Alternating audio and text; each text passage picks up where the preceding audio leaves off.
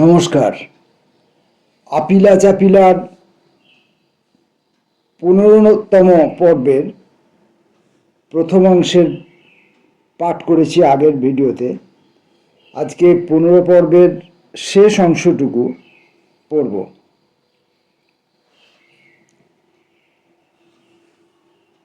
আসলে পশ্চিমবাংলার দুঃসাহসী তথা স্বপ্নবিভোর যে ঐতিহ্য ছিল তা কোনোদিনই হারিয়ে যায়নি।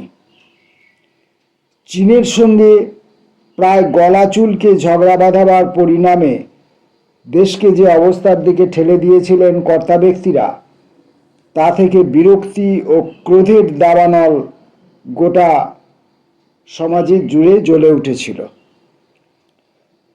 মধ্যবিত্ত শ্রেণীভুক্ত তরুণ তরুণী, যুবক যুবতী, কিশোর কিশোরীরা সমাজ বিপ্লবের প্রসঙ্গ তখনও অন্তত অবাস্তব অথবা অপ্রাসঙ্গিক বলে ভাবতে শেখেনি।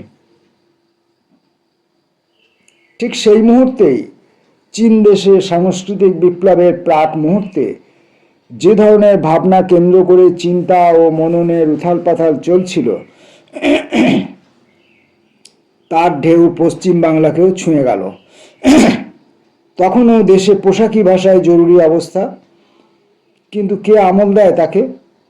গ্রামে শহরে বিক্ষোভ প্রতিবাদ দিনের পর দিন ক্রমশ বর্ধমান।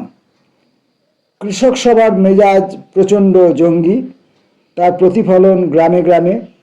জমি দখলের দুর্বার বন্যার দৈনিক পূর্বাভাস। লাঙল যার জমি তার পেরিয়ে শ্রম যার জমি তার, ফসলও তার, এই দুয়োর আলোড়ন। কলকারখানাতেও কর্মকর্তারা আর শ্রমিক নেতাদের দাবিয়ে রাখতে পারছেন না শ্রমিক শ্রেণীকেও। যুদ্ধের ভনিতা আর কাজ দিচ্ছে না। খেটে খাওয়া মানুষ মজুরি বৃদ্ধি চায়, মূল্যবানের সঙ্গে সঙ্গতি রেখে। পুঁজিপতিদের কাছে, সরকারের কাছে অতিরিক্ত কর্মসংস্থান দাবিও তীব্র থেকে তীব্রতর হওয়ার উপক্রম। সরকারি তথা সদাগরি দপ্তরের করণিকুলও জরুরি অবস্থা পরোয়া না করে রাস্তায় নেমে এসেছেন। তাদের মুখে বুলি, রাস্তাই একমাত্র রাস্তা। এই পরিপ্রেক্ষিতে অনেকেরই মনে তখন ভাবনার কণা পুঞ্জীবিত হচ্ছিল যে গোটা ভারতবর্ষ যাই হোক না কেন, অন্তত পশ্চিম বাংলায় বিপ্লবের প্রারম্ভ মুহূর্ত শুরু হয়ে গেছে। কারো পক্ষে আশঙ্কা, কারো বিশ্বাস, এমনকি সচ্ছল মধ্যবিত্ত শ্রেণীভুক্তরাও এরকম ধারণা দ্রুত শিকার হচ্ছিলেন। ঠিক এই ঋতুতেই আমার সঙ্গে সমর সেনের যোগাযোগ। ছাত্রাবস্থায় তার কবিতার অন্ধ ভক্ত ছিলাম। কয়েকটি কবিতা থেকে শুরু করে গ্রহণ পেরিয়ে নানা কথা পর্যন্ত প্রতিটি গ্রন্থের প্রতিটি কবিতা আমার কণ্ঠস্থ। পরবর্তী সময়ে কবিতা পত্রিকায় ও অন্যত্র তার যে কবিতা বেরিয়েছে সেগুলিও দুরন্ত আগ্রহে সংগ্রহ করেছি। স্টেটসম্যান পত্রিকায় বা অন্যত্র মাঝে মাঝে তার যে সমস্ত নাস্তিক ভাবাক্রান্ত প্রবন্ধ বেরোতো, তাদের নিহিত বক্তব্যও আমার রক্ত। এরপর উনি মস্কোয় চলে গেলেন। সেখান থেকে ইকোনমিক উইকলির জন্য প্রায়ই আধা রাজনৈতিক আধা অর্থনৈতিক মন্তব্য পাঠাতেন, সোৎসাহে পড়তাম। ধরে নিচ্ছি আমার যেসব লেখা শচীনদা ছাপতেন, সমরবাবুও সেগুলি পড়তেন। তার দুই প্রধান বামপন্থী কলমচির মধ্যে অথচ চাক্ষুষ পরিচয় নেই জেনে শচীন তার কৌতুকান্বিত বিস্ময়।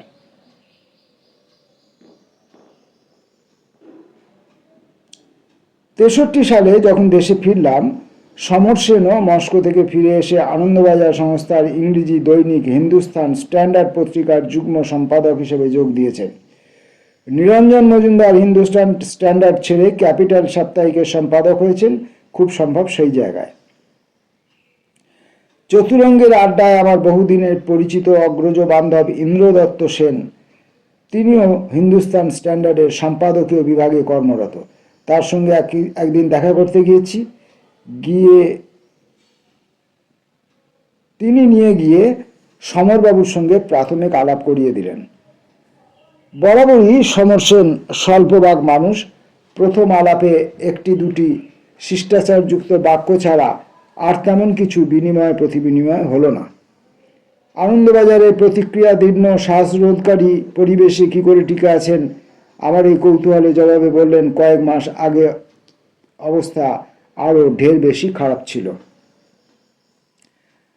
শচীনদার পরের ভাই দেবুদাও ততদিনে বিদেশি কোম্পানির চাকরি ছেড়ে স্বাধীন ব্যবসার উদ্দেশ্যে সপরিবারে কলকাতায় চলে এসেছেন। তার বড় দুই ছেলে খোকন ও ছোট্টু মুম্বাইতে শচীনদার কাছ থেকে স্কুলের পাঠ সাঙ্গ করেছে। সমাজে বিচরণ করলে আস্তে আস্তে মানুষের জ্ঞানের পরিধি বাড়ে। দুদিন বাদেই আবিষ্কার করলাম দেবুদা, সমরবাবু, নিরঞ্জন মজুমদার, সমরবাবুর দুই অগ্রজ অমলদা ও গাবুদা সবাই একসঙ্গে সান্ধ্য আড্ডার শরিক। যে আড্ডায় এসে মাঝে মধ্যে যোগ দেন কামাক্ষীপ্রসাদ চট্টোপাধ্যায়, রাধামোহন ভট্টাচার্য এরা। দেবীপ্রসাদ চট্টোপাধ্যায় ততদিনের লোকায়ত দর্শনে পুরোপুরি মজে গেছেন, তাকে এই আড্ডায় দেখিনি। আর এক নিত্য অতিথি বিজয় বসু নামে ছেলেবেলায় অমলদার সঙ্গে শান্তিনিকেতনে দোস্তি পাতানো এক অন্ধ্রদেশীয় ভদ্রলোক, শিকার পাগল, তার একটি হাত একদা বাঘ খুবলে নিয়ে গিয়েছিল, কিন্তু অন্য হাতটি দিয়েই তিনি সমস্ত ক্রিয়াকর্ম স্বচ্ছন্দে সম্পন্ন করতে পারতেন।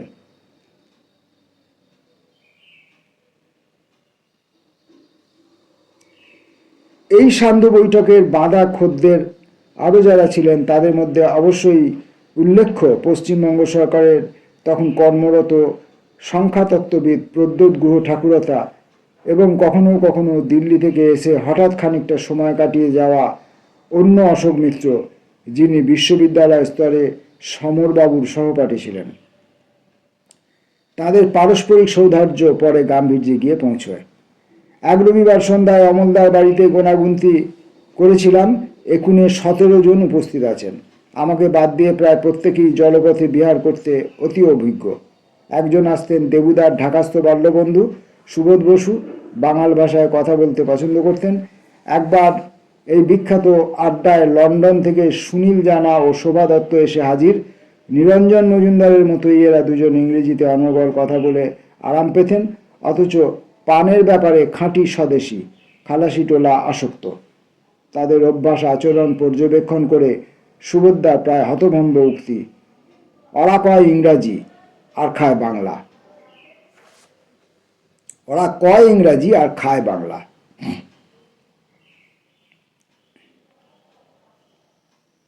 পানসাগরের বিবরণে যেহেতু ভাসছি, সমরবাবু সংক্রান্ত অন্য 3টি গল্প এই সুযোগে বলে ভারমুক্ত হই।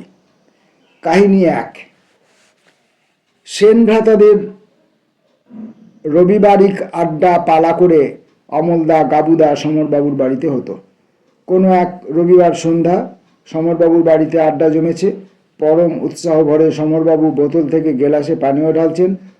অসতর্ক মুহূর্তে কিছুটা তরল পদার্থ মেঝেতে ছলকে পড়ল। সুলেখা সেন শুধুমাত্র অপেক্ষা না করে স্বামীকে সম্বোধন করে বললেন, এবার উবু হয়ে বসে চাটো। কাহিনী 2। নাও পত্রিকায় কিছুদিন একটি বুদ্ধিমান ছেলে সম্পাদনার কাজে সাহায্য করছিল। বুদ্ধিমান, তবে হৃদয় গঠিত কোনো কাণ্ডে বেপথুমান, একটু বেশি পানাসক্ত। একদিন সমরবাবুর বাড়িতে সামান্য বেসামাল হয়ে পড়ে। ওর প্রস্থানের পর সুলেখা সেন নিন্দাব্যঞ্জক একটি মন্তব্য করেন। সমরবাবু হাসি মুখে বললেন, আহা, ওর মনে ব্যথা জমে আছে। ভদ্রমহিলার ঝটিতি মুখ ঝাঁটা মারি অমন ব্যথার মুখে। এবার 3য় কাহিনী। তখন নকশালবাড়ি আন্দোলন নিয়ে টালমাটাল। কোনো সন্ধ্যায় স্নেহাংশু আচার্যের বাড়িতে জ্যোতিবাবুর সঙ্গে সমরবাবুর সরস তর্কাতর্কি। হঠাৎ জ্যোতিবাবু সমরবাবুর দিকে তাকিয়ে তার একান্ত নিজস্ব কাটা কাটা ভঙ্গিতে বললেন, মশাই, হাতে হুইস্কির গ্লাস নিয়ে রাজনীতির চর্চা হয় না। রাত্রিরে ভালো করে ঘুমিয়ে সকালে সুস্থ হয়ে আসবেন, তখন কথা বলবো আপনার সঙ্গে। বন্ধুর বাড়িতে জ্যোতিবাবু অতিথি, তিনিও কি ভেবে সমর সেন নিস্তব্ধ হয়ে গেলেন। মিশ্র ভিড়, প্রায় প্রতিজনেরই রুচি, পছন্দ অপছন্দ আলাদা। একমাত্র একই পানসাগরে ঝাঁপ দিতে যূথবদ্ধ উৎসাহ, অথচ সকলেই মধ্য শ্রেণীভুক্ত।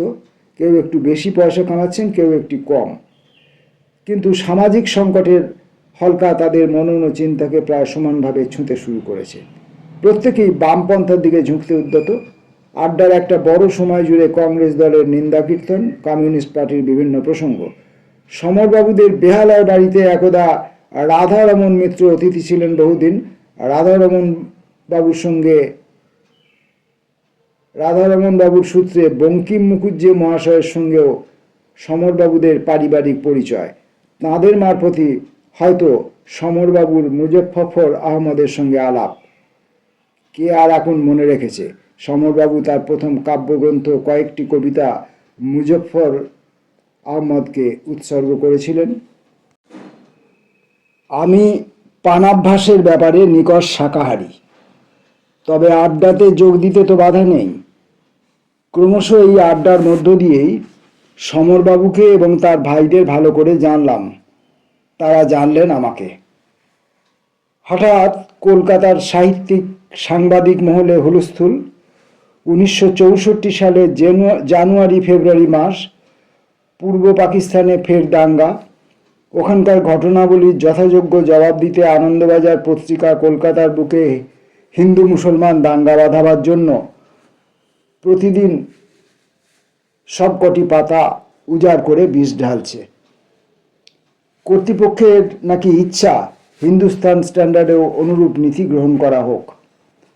কার্যত সমরবাবুরই পত্রিকাটি সম্পাদনা করেন, যদিও স্বত্বাধিকারীদের একজনের নাম সম্পাদক হিসাবে মুদ্রিত হয়।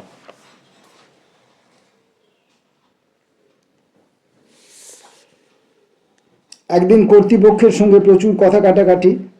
আধ ঘন্টা কাটতে না কাটতে পদত্যাগপত্র জমা দিয়ে সমরবাবু সুতারকিন স্ট্রিট থেকে বেরিয়ে ধর্মতলার মোড়ে টালিগঞ্জের ট্রামে চাপলেন। আর কোনো দিন ফিরে গেলেন না। স্বাধীন সাহিত্য সংঘ নামে যে কবি সাহিত্যিক সাংবাদিকদের দল কমিউনিস্ট বিরোধী জিগির তুলেছিল, তারা একটু বিব্রত হলেন। পরিচালক পক্ষ ও সম্পাদকের পারস্পরিক বাক স্বাধীনতার লড়াইতে তাদের তো কর্তা ব্যক্তিদের স্বাধীনতা সমর্থন না করে উপায় ছিল না। কাকতালীয় কিন্তু কাছাকাছি অন্য একটি ঘটনা।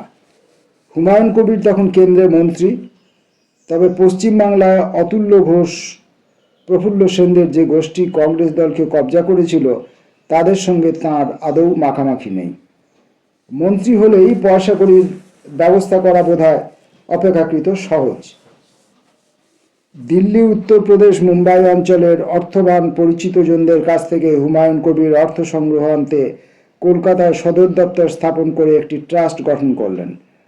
ট্রাস্ট থেকে নাও নাম দিয়ে একটি সাপ্তাহিক পত্রিকা বের করার উদ্যোগ নেওয়া হলো।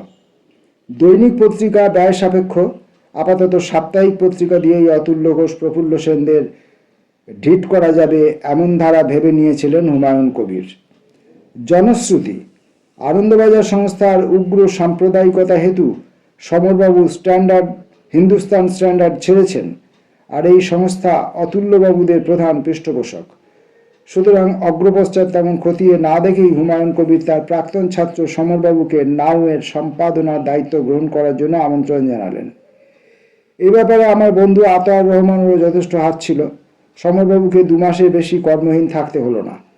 চতুরঙ্গ দপ্তরেই সমরবাবুর জন্য আলাদা ঘর বরাদ্দ হলো, তাই চতুরঙ্গের আড্ডা কিছুটা ঢলে পড়ল নাও এর আড্ডার শরীরে, এবং স্বভাবতই নাও এর আড্ডার খানিকটাও চতুরঙ্গের আড্ডার অবয়বে মিশে গেল। আতোয়ার প্রথম পর্বে কার্যত নাও এর প্রকাশক আর লেখক হিসাবে জুটে গেলেন সমরবাবুর বাছাই সাংবাদিক বন্ধুরা নিরঞ্জন মজুমদার, অমলেন্দু দাশগুপ্ত। ততটা কাছের বন্ধু না হলেও সমরবাবুর মতামতের প্রতি অনুকম্পাশীল শঙ্কর ঘোষ। সবশেষে সাংবাদিক না হয়েও উৎপল দত্ত ও আমি। প্রায় প্রত্যেকেরই অন্যত্র পাকা কাজ। নাওয়ের জন্য আমরা সেফ শখের লেখাই লিখতাম, যদিও সাপ্তাহিকটির সচ্ছলতার অভাব ছিল না। সব লেখার জন্যই সম্মান দক্ষিণা দেওয়া হতো আমাদের। মাসিক ব্যবস্থা ছিল একমাত্র উৎপল দত্তের সঙ্গে। উৎপল সকাল 9টার মধ্যে দপ্তরে পৌঁছে যেতেন। ঘন্টা দেড় দুয়েকের মধ্যে নিজের কাজ সম্পন্ন করে বেরিয়ে পড়তেন অন্য ভূমিকার পশ্চাৎ-ধাবনে। তাঁর তো বহুমুখী প্রতিভা, বহুমুখী অন্বেষণ। উৎপল ঝড়ের বেগে লেখা তৈরি করতেন। তার নানা চরিত্রের লেখার প্লাবনে নাওয়ের ভেসে যাওয়ার উপক্রম। কখনো নিজের নাম ব্যবহার করছেন, কখনো ইউ.ডি. কখনো খোদ ইয়াগো, কখনো বা রফিকুল ইসলাম। প্রাথমিক প্রস্তুতির পর 64 সালের সেপ্টেম্বর অক্টোবর মাসে নাওয়ের আত্মপ্রকাশ। 65 সালের জানুয়ারি পর্যন্ত প্রথম 3-4 মাসের সংখ্যাগুলি এখন যদি কেউ সংগ্রহ করতে পারেন, আবিষ্কার করবেন রাজনীতির প্রসঙ্গ গৌণ। চলচ্চিত্র, নাটক, সাহিত্য ইত্যাদি নিয়ে আলোচনা, চিত্র প্রদর্শনীর বিবরণ, পুস্তক সমালোচনা, সামাজিক সমস্যা জড়িয়ে প্রবন্ধ।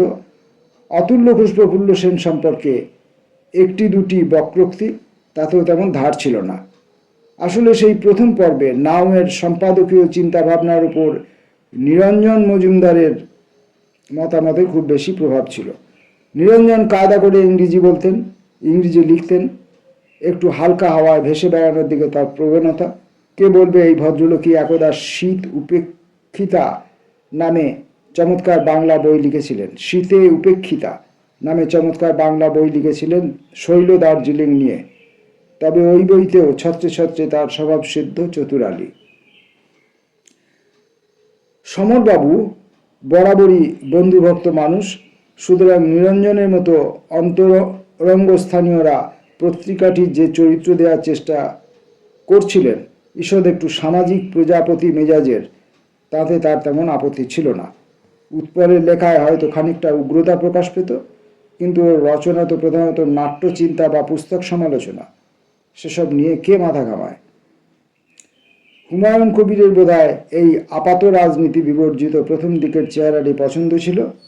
সাধারণ নির্বাচনের আরও 2 বছর বাকি, ধীরে ধীরে মেজাজের পর্দা চড়ালেই চলবে, হয়তো মনে মনে এমন ছক কষে রেখেছিলেন। আপিলা চাপিলার পর্ব 15-র শেষ অংশটুকু পাঠ করলাম। আসবো পরবর্তী ভিডিওতে 16 নম্বর পর্ব নিয়ে। নমস্কার।